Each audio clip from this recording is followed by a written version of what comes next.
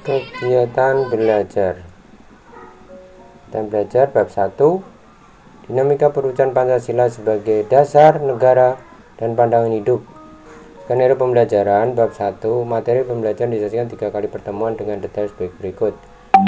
Pertama, muatan penerimaan Pancasila dari masa ke masa. Kita klik di sini. Pertemuan pertama, penerapan Pancasila dari masa ke masa. Tujuan pembelajaran menjelaskan penerapan Pancasila dari masa ke masa. Kegiatan belajar pertama adalah menyanyikan lagu Garuda Pancasila.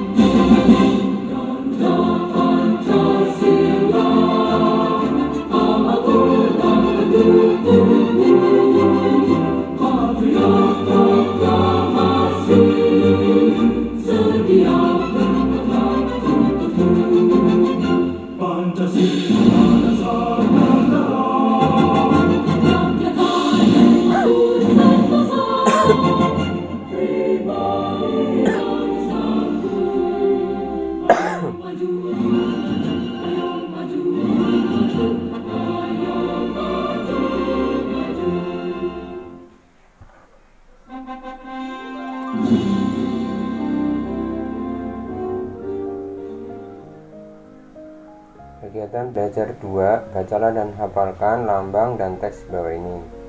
Pancasila, ketuhanan yang maha esa, lambangnya bintang. Kemanusiaan yang adil dan beradab, lambangnya adalah rantai.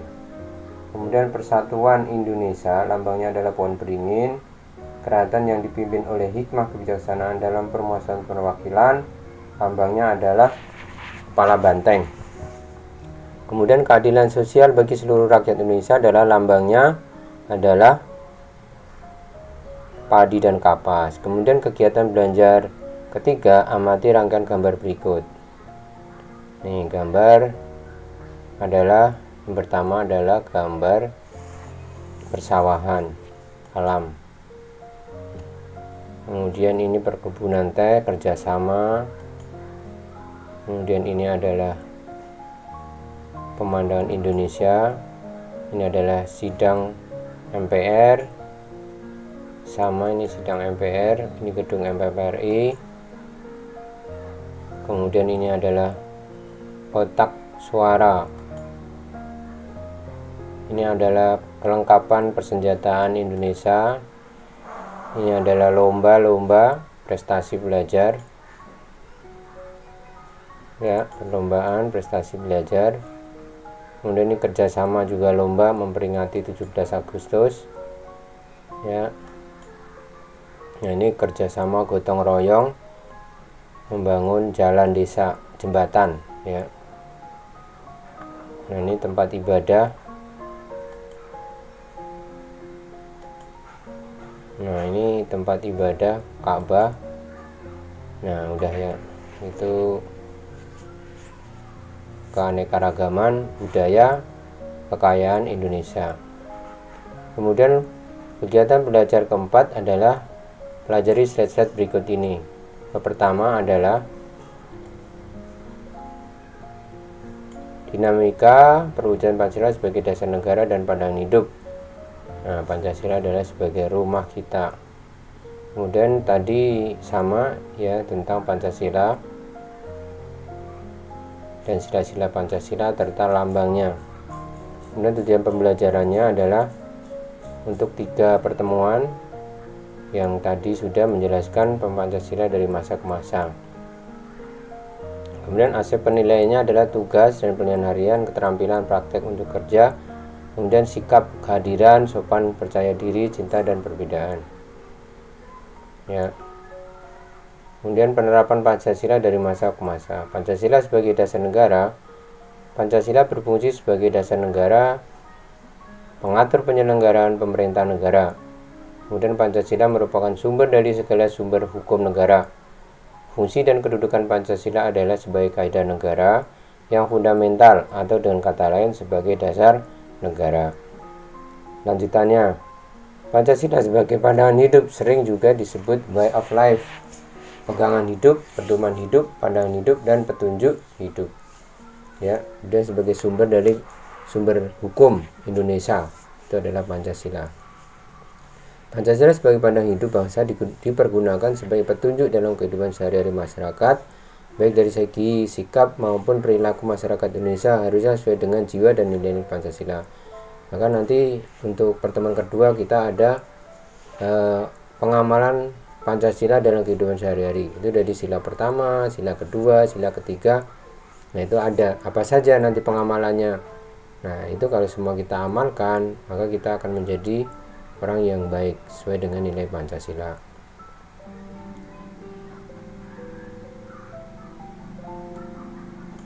Kemudian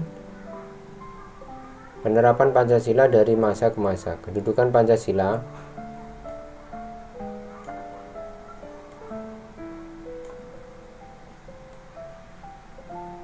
kedudukan Pancasila dilebarin.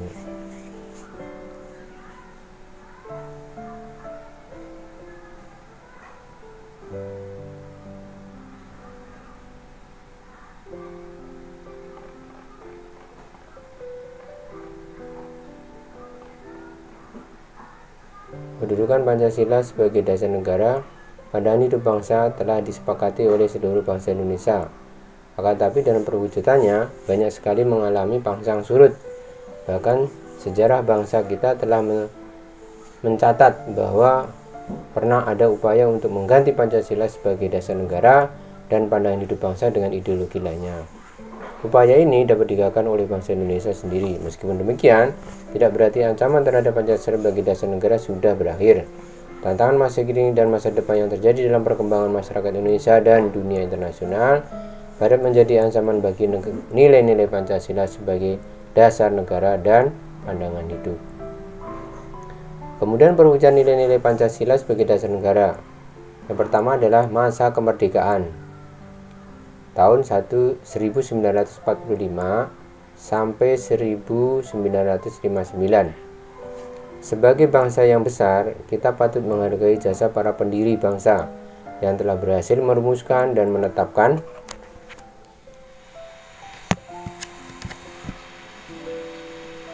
Pancasila sebagai dasar negara dan falsafah hidup bangsa. Pada periode ini, penerapan Pancasila sebagai dasar negara dan pandangan hidup menghadapi berbagai masalah. Nah, itu terjadi pertama adalah pemberontakan Partai Komunis Indonesia (PKI) di Madiun pada tanggal 18 September 1948 diketuai oleh Musso. Ini pemberontakan PKI pertama.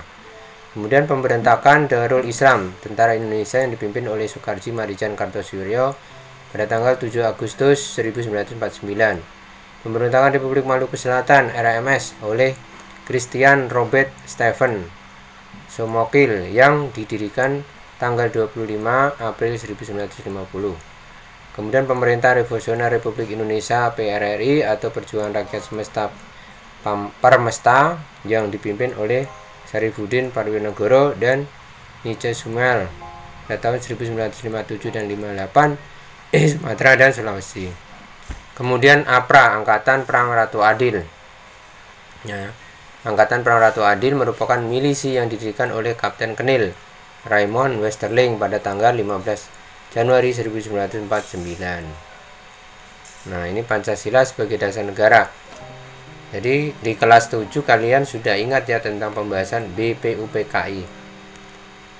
Jadi BPUPKI itu mengadakan sidang sebanyak 2 kali. Sidang resmi pertamanya tanggal 29 Mei sampai dengan 1 Juni 1945 membahas tentang dasar negara. Kemudian sidang kedua berlangsung tanggal 10 sampai 17 Juli 1945 dengan membahas rancangan Undang-Undang Dasar. Ya, 45 ya, bukan 49. Nah, ini contoh gambar tentang penumpasan PRRI oleh TNI. Kemudian ini markas besar divisi Siliwangi yang didirikan oleh APRA tahun 1950. Lanjutan, yang F, perubahan bentuk negara dari Republik Indonesia Serikat menjadi Negara Kesatuan Indonesia, sedangkan konstitusi yang berlaku adalah Undang-Undang Dasar Sementara 1950. Ya, ini dulu negara Indonesia itu negara serikat. Kemudian atas prakarsa dari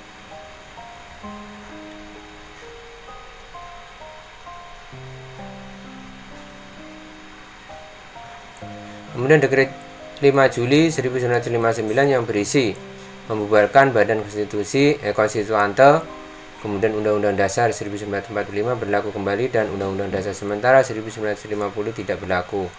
Segera akan dibentuklah MPRS dan DPAS. Nah, ini isi dekret presiden ya, silahkan kalian hafal. Biasanya sering di ujian itu sering keluar tentang isi dekret presiden. Jadi di F ini perubahan negara Indonesia Serikat menjadi NKRI itu adalah Muhammad Syahrir, adalah tokoh yang merubah negara Kesatuan Republik Indonesia. Jadi negara Serikat RIS menjadi NKRI itu adalah Muhammad Syahrir, pendiri dari Serikat Islam. Suasana sidang konstituante setelah pemungutan suara terakhir 2 Juni 1959. Ini silakan perhatikan. Kemudian yang kedua, masa Orde Lama 1959 sampai 1966. Periode ini dikenal sebagai periode demokrasi terpimpin. Demokrasi terpimpin merupakan sebuah sistem demokrasi yang seluruh keputusan dan pemikiran dalam pemerintah negara berpusat pada pemimpin negara. Pemimpin negara saat itu adalah Presiden Soekarno. Kemudian beberapa penyimpangan terhadap Pancasila dan Undang-Undang Dasar Negara Republik Indonesia tahun 1945 diantaranya. Ini kalian harus hafal ya, penyimpangan-penyimpangan di dalam masa Orde Lama. Ya, yang pertama, Presiden Soekarno ditetapkan sebagai Presiden seumur hidup berdasarkan TAP MPR nomor 20/1963 yang menyebabkan kekuasaan Presiden semakin besar dan tidak terbatas. Ini kalian hafal. Kemudian Presiden mengeluarkan penetapan Presiden nomor 3/1960 tanggal 5 Maret 1960 yang membubarkan DPR hasil pemilu 1955. Nah, ini pemilu resmi tetapi dibubarkan oleh Presiden. Nah, itu penyimpangan. Kemudian Presiden membentuk MPRS yang anggotanya terdiri dari anggota DPR GR, utusan daerah, utusan gulungan, dan semuanya diangkat dan diberhentikan oleh Presiden. Jadi MPRS itu sebagai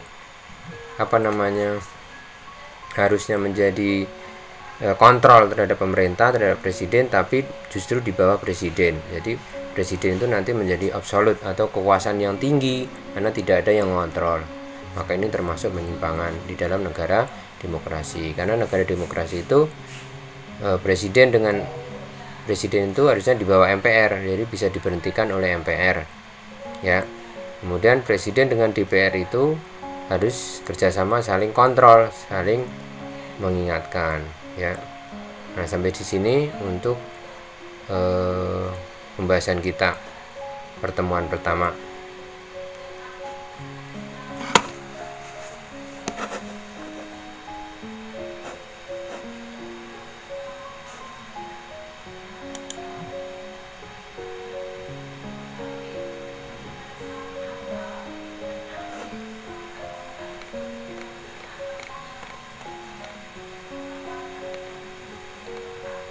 Kemudian sekarang kita kegiatan belajar kelima.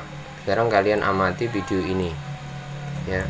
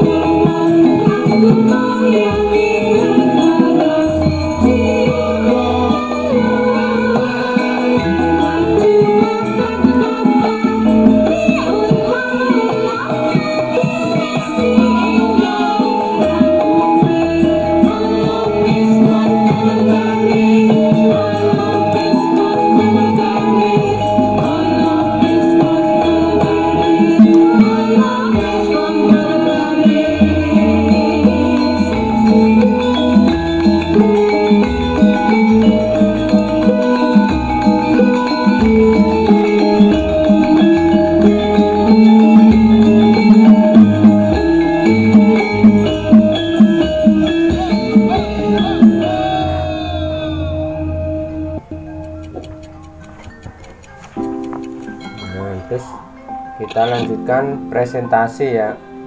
Silakan yang isi presentasi. Nih, kemudian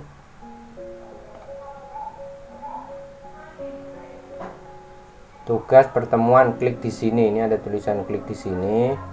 Kalian klik di sini. Ini ada tugas pertemuan pertama. Klik di sini, kita klik. Nah, makanya nanti isi tugasnya. Diisi bawahnya nama, berikutnya nanti ada di situ, kemudian kirim. Nah, sekarang kita menggunakan Android atau HP. Ya, pertama klik websitenya itu ya, klik kemudian masuk. Nah, itu ada tombol titik di atas sebelah kiri itu ditekan. Nah, baru pilih kegiatan belajar sama. Nah, ini seperti ini. Kemudian kegiatan belajar kita ke bawah. Ya, scroll ke bawah terus. Dibaca ya anak-anak ya, jangan lupa dibaca. Nah, pelan-pelan. Nah, itu ada tulisan klik di sini. Nah, itu klik lagi. Ya, klik di sini terbuka. Terus seperti sama ya dengan yang ini. Kalau menyalakan tinggal ditekan. Ya, kemudian sama dengan menggunakan laptop atau netbook ya. Jadi tinggal dibaca pelan-pelan. Ini kalau gambar seperti ini dia akan jalan sendiri atau enggak digeser. Ya, kalau tidak jalan sendiri digeser. Kemudian diamati satu-satu gambarnya. Ya, kemudian dipahami. Nah, ini digeser satu-satu ya, dipahami sama. Kemudian kegiatan belajar. Ini juga diklik, nanti akan muncul PPT-nya. Ya, kemudian untuk video jika diklik juga nanti akan nyala. Kemudian untuk absensi itu klik dicentang-centang, ditekan-tekan, kemudian kirim. Kemudian tugas pertemuan juga sama, ada tulisan klik, kemudian tugas penilaian. Nah, itu dikerjakan. Nah, kemudian nanti setelah selesai dikirim. Ya, sama. Ini seperti ini, kemudian kerjakan, kemudian kirim. Ya. Gitu ya anak-anak ya untuk pertemuan pertama. Terima kasih. Kurang lebihnya wassalamualaikum warahmatullahi wabarakatuh.